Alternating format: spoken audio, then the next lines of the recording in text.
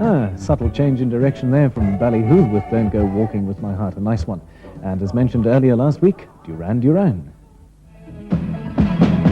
Woman, you want me, give me a sign, and catch my breathing even closer behind.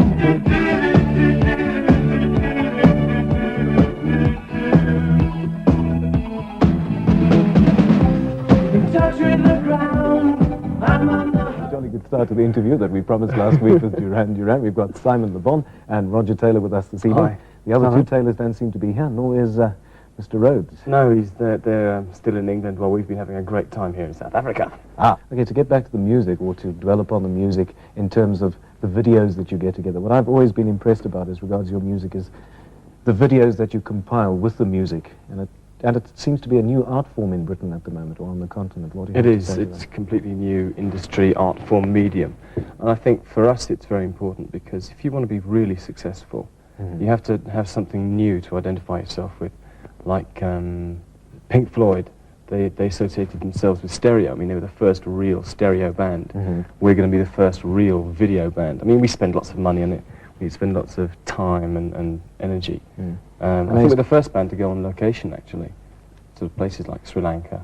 Which must have been wonderful. Some of the clippings that I have seen are great. most Yeah, it's good articulate as regards the film work and the other things.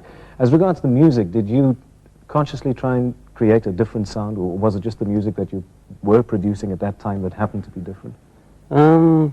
We just sort of wrote the music to please ourselves more than anything. And it was just like coincidence again that everybody else seemed to like it. It just seemed to come along at the right time, really. Your appeal seems to be at the younger listener in terms of the pop music spectrum. Do you think that they were initially attracted by your sense of style, your clothing, and the image that you set apart from others? I think that had a lot to do with the initial success of the band. But of course, since then, we have been broadening our audiences, getting more sort of a wider range of people. You kind of get the little girls at the front who make a lot of noise and look very pretty, and that's why everybody notices them. And then further back, you get the 30, 40-year-old guy in a pair of jeans and just likes to listen to some good music.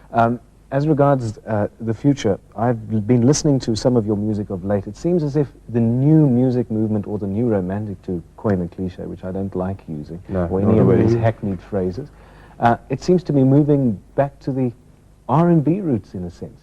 There's much more bass slapping that you hear in other bands. That type of rhythmic feel. Yeah, it has got a lot more dancing orientated. Because when punk came in a few years ago, all the sort of dance rhythms were just sort of thrown out the window. And this was sort of like a reaction to that. And it was influenced by a lot of jazz funk that was happening a couple of years ago.